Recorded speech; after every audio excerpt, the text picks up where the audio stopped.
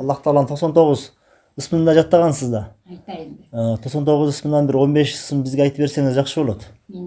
Siz aytıp atpaysızbı? Tahajjudтун алдында айтамын, багымда окуганда, намаздын алдында айтамын деп. Токто болсом аягыча айтып коем, бир пас деле айтып коем.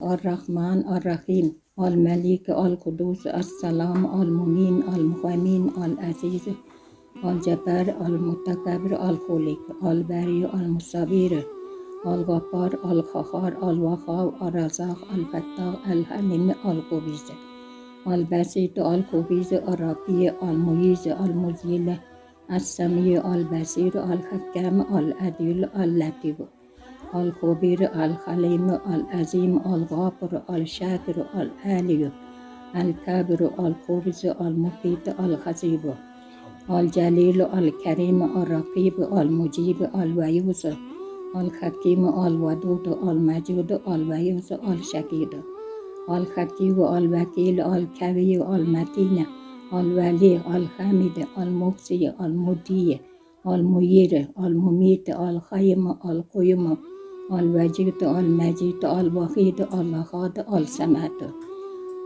Al-Muqadim, Al-Muqayyir, Al-Awal, Al-Akhir, Al-Zuhir, Al-Batin, Al-Wali, Al-Muta'al, Al-Bari, At-Tawwab, Al-Muttaqim, Al-Muttaqim, Al-Bari, Al-Muttaqim, Ana şunda bir önkü. İki tas kalıp kaldı. Sabır önküydü.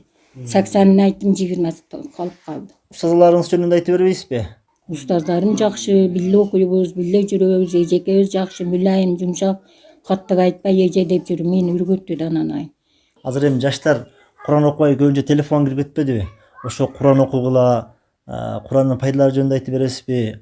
Же алар Кур'ан окуш кыйын деп атпайбы? Сиз мына 80 жашыңызга келгенде Кур'анга келип, Кур'анды жакшы окуп кетип атпайсызбы?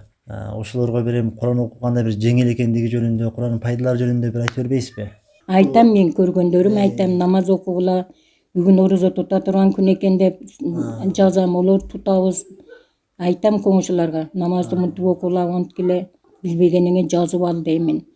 Анан бирөөгө сабак бере албаймын энди, өзүм ушинтип кеткениме шүгүр кылам да. Сиз эми муну YouTube'дан, Instagram'дан көргөн жаштарга бир кеңешиңизди айтсаңыз, Кур'ан окуш, 80 жашыма келип мен Кур'ан окуп калдым. Силер эч качан кеч деп ойлобогула, жакшылыкка дайым умтулгула, аракет кылгыла деп бир жакшы бир кеңешиңизди айтсаңыз, 80 жашка келгенде деле Кур'ан окуса болот экен, мына мен окудум деп бир далилдеп айтып берсеңиз. Окуган жакшы экен, мен сүйүнүп отурам. Жаштар окусун, Алланын жолуга кирсин деп айтам. Энди Алла инсап берсин, ийге келтирсин, окубагандарды динге киргизсин деп тилеймин Алладан. Намаздарымда тилейм. Кудай ичкендерге инсап бер, ийге келтир, жолго сал, өзүң динге киргиз деп. Мээримди урайым деп Аллама чексиз мактоолор болсун, шүкүрлөр болсун, Мухаммед алейхиссаламга, сахабаларыма салам салаваттар болсун. Үй-чиңерге тынчылык болсун, жакшылык күндөр болсун. Кетпес дөөлөт берсин, кең пейил берсин, узак өмүр берсин, улуу рызкы берсин.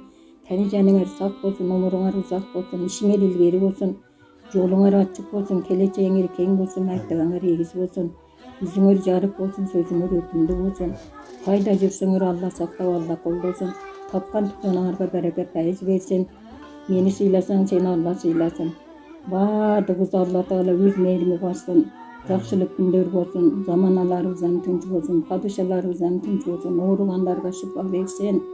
Алла Таалам перзент жокко перзент берсин, бак тилегенге бак берсин, диккаттар кеңдерин көңүл түрөт берсин. Ели журтубуз, бала чакабыз, колу коңшуларыбыз менен жакшылыкта, тынчылыкта жашап отурайлы анан кубатым.